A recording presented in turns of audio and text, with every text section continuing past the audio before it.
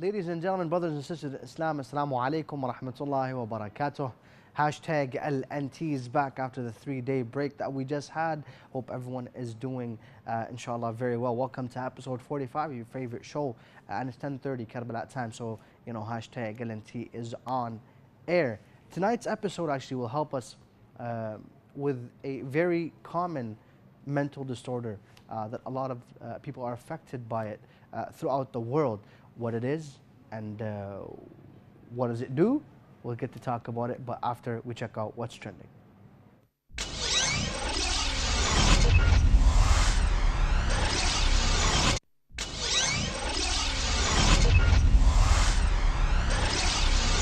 Or feeling when you don't feel like doing anything, even you just sitting around or laying down playing on your phone, even that looks boring.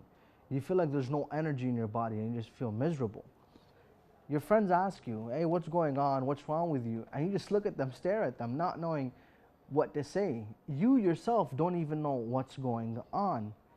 This horrible feeling of depression starts to haunt you. I mean, even the feeling even this feeling is happening to many people across the world right now, especially in Karbala, and we'll tell you why later on towards the end of tonight's episode. But tonight we want to look at this mental disorder called depression, and that's why we're asking the question tonight: how do you overcome depression? And that's your question for tonight. How do you overcome depression? The number to call in at is +964 774 067 1836 to let us know what you think about tonight's question. Once again, the question is, how do you overcome depression? That's your question for tonight. You can participate via phone call, text message, and voice message, all via WhatsApp through the number we just showed at the bottom. Let's take a quick break, come back to you guys, talk more.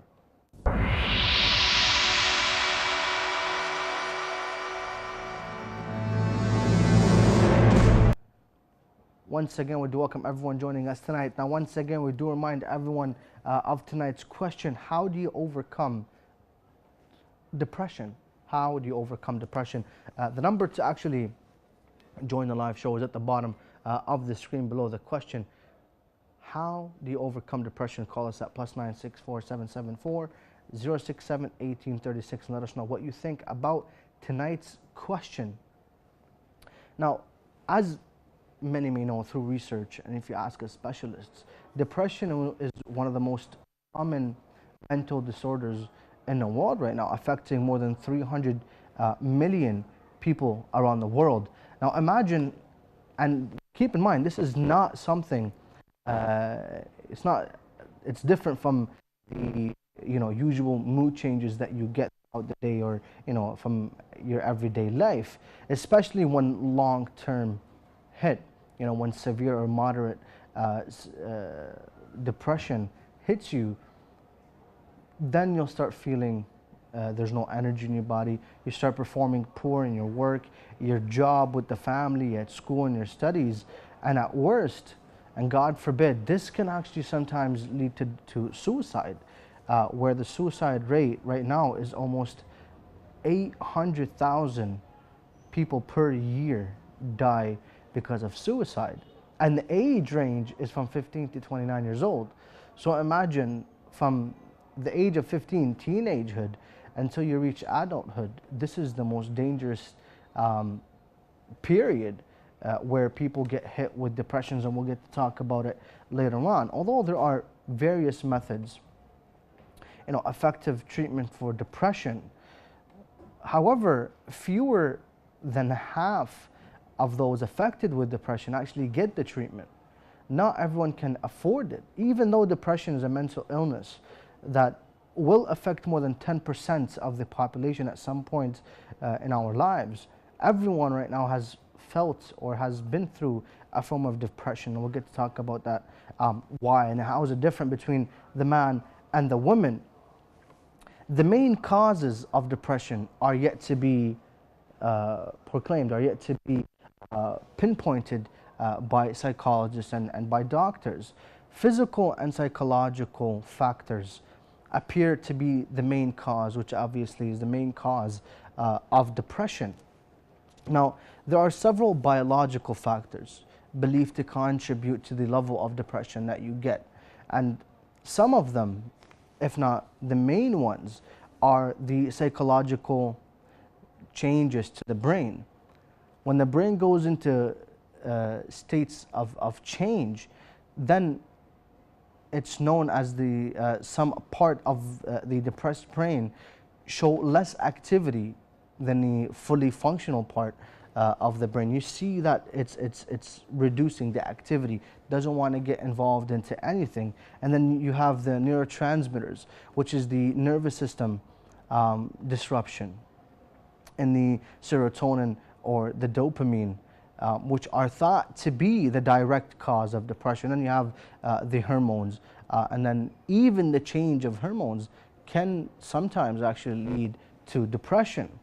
Now on to the environmental causes of depression. There's the biological, and then there's the environmental. One of them, which is important to keep in mind, you know, God forbid, when someone loses a dear one, when they start remembering those days that they had together, you know, and the memories that they keep of that individual that they lost, that mood right there changes right away, and that person becomes depressed. And yes, if you love someone very much, yes, you do actually become depressed, and it's one of the signs of grief. But however, long term may affect who you are, and may affect your future life. To some, the loss of someone means the loss of everything, which is another cause of depression, and the environmental cause of depression. Loss of jobs. It may be related to the death of someone, but sometimes when someone loses their job, they automatically go into depression. What am I going to feed my family? You know, what am I going to put on the plate? How am I going to survive? How is my family going to survive? So you start going into a state of depression, and that might not also have an effect on you, but on your family as well. High stress situations. This is actually one of the main causes of depression. When someone is in a situation where there's high stress on him, work, family, anything that increases the stress on the person, that might trigger off the depression mode, and then he might go in. And trust me when I say, you don't need to stress yourself out to the point where you're depressed. But let's take a very quick break and come back very short.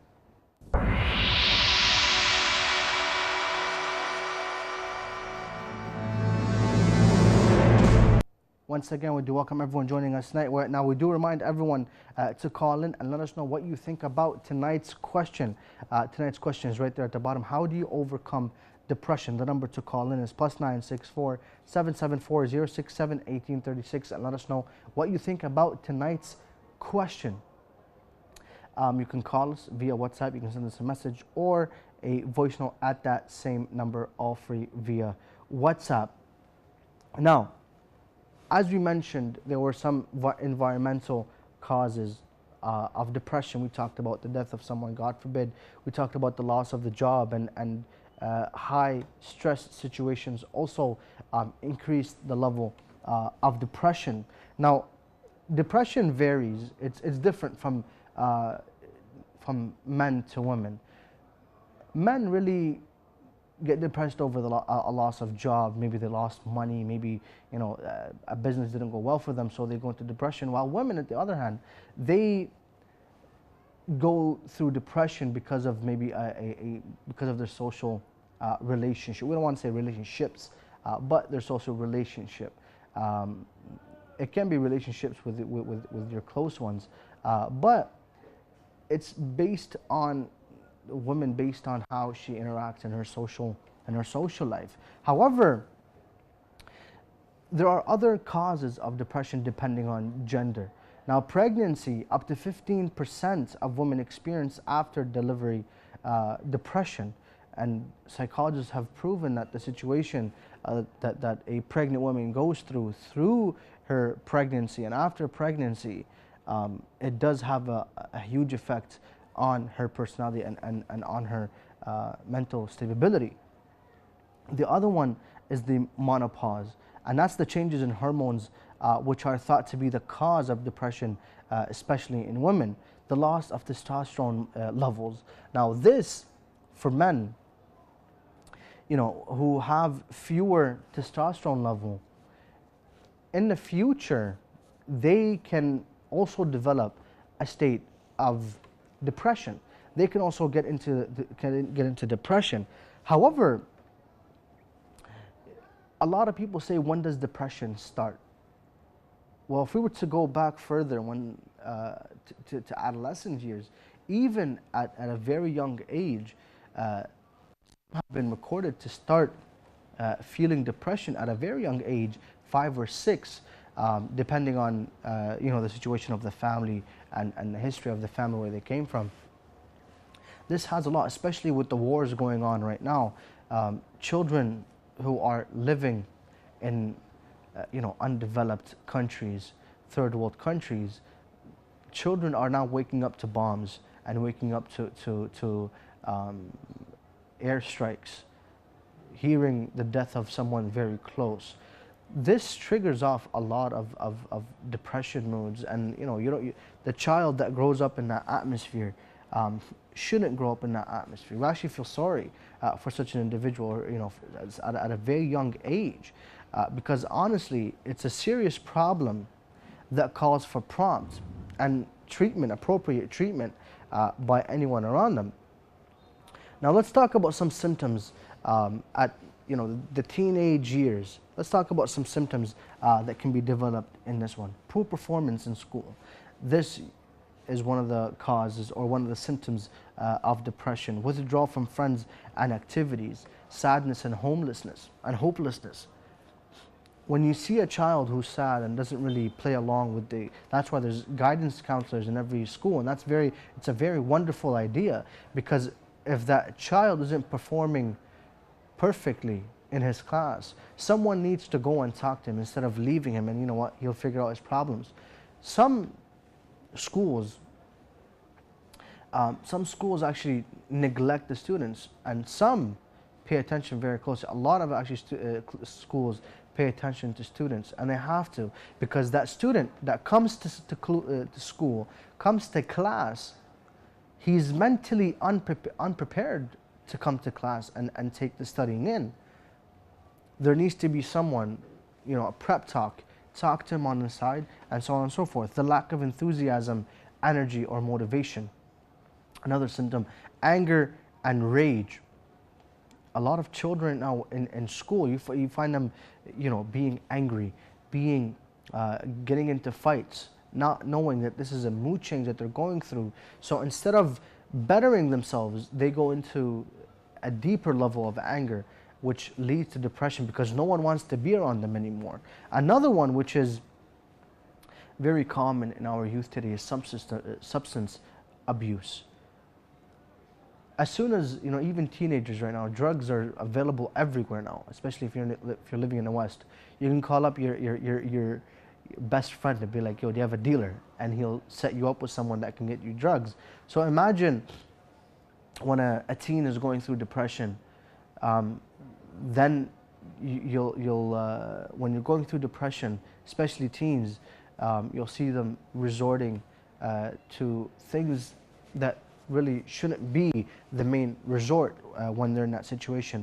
And the final symptom of depression, that's the highest, when you have the highest level of depression or the most severe level of depression, this is when you get suicide in the middle, and where we see a lot. I mentioned a few moments ago, 800,000 commit suicide every year, aged from 15 to 29. So imagine. Now, how do you deal with depression? This is very important. This is what we need to focus on tonight. How do you deal with depression? Number one, look at your friends. If you feel like your friends aren't the best friends that you have, they're not motivating you enough, then try to find new friends. Because the peers that you keep around you have a huge impact on your personality, have a huge impact on who you are, and especially on how you think of others. Number two, participate in sports.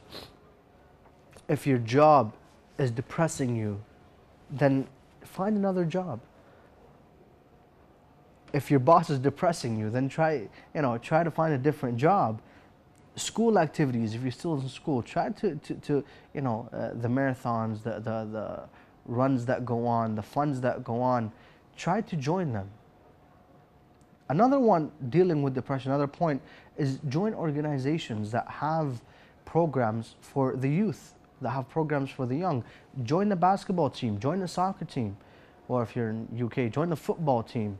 Join anything that you can. Try to be, as much as you keep away from thinking of depression, then the level of depression decreases.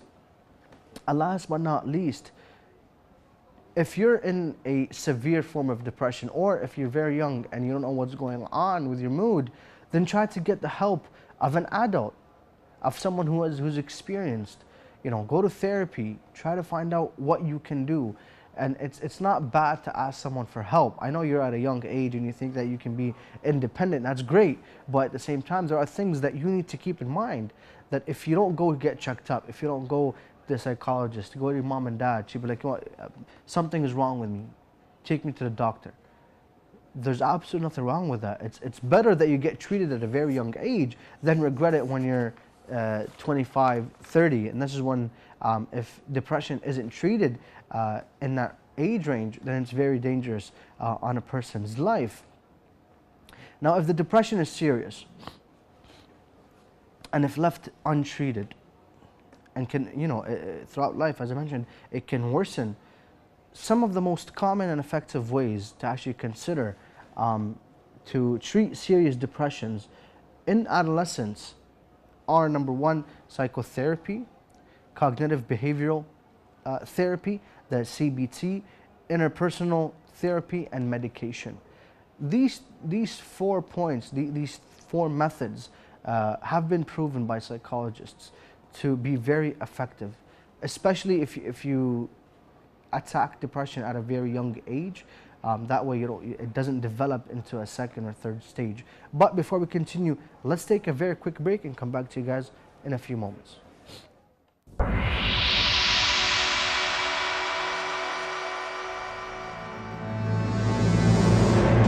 Once again, we do welcome everyone joining us tonight.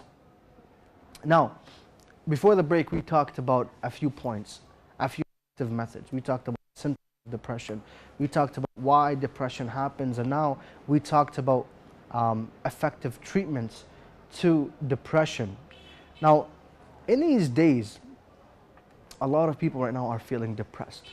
A lot of people right now are getting their bags ready to go back to wherever they came from, especially when you're in Karbala.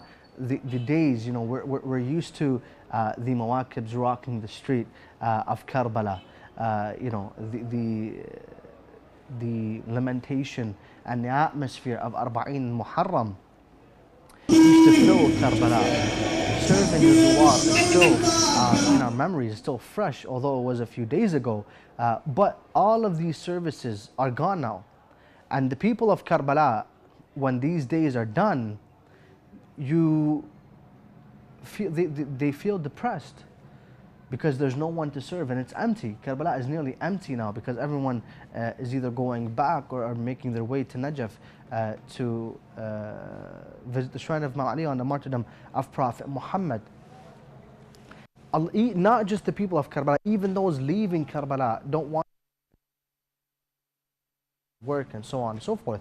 But this period that the Zuwar are going through right now and the people of Karbala are going through, it's very depressing. It's like the night on the 11th of Muharram, the eve of the 11th of Muharram, where the lovers of Imam Hussein are in Karbala, and yet at night they've been through what happened on the day of Ashura. They've listened to the story, they've listened to their majalis.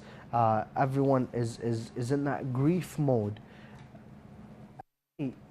you do feel a depression, because this depression is within our blood. On these nights, the Ahl Bayt alayhim Islam are making their way back to Medina. Everyone is leaving Karbala the same way that Zainab is leaving Karbala. She bid her farewell to her brother Imam Hussein. She bid her farewell to her brother Abu al-Fadl Abbas, and now she's leaving just like the Zuwar. So imagine how lonely and how depressing Karbala was, and right now as well. If you haven't felt that feeling because you haven't been in Karbala, then I advise everyone to actually come to Karbala and see how beautiful Karbala is. And this stage of depression that the believers get, it doesn't last very long, a few days, maybe a week, until things get back to normal. But that week right there, everyone feels how great Karbala is when everyone is gathered under the banner of Imam Hussein alayhi salam. And this is what we need to continue to do every year. Try, for those who haven't been to Karbala, try to make some time off from now. Try to plan that next Arba'in you be here to try and feel and experience with your friends and with your family of what's going on in Karbala during Arba'in. Thank you very much for joining us tonight, everyone. Do stay tuned for the upcoming episodes. Wassalamu alaikum wa rahmatullahi wa barakatuh.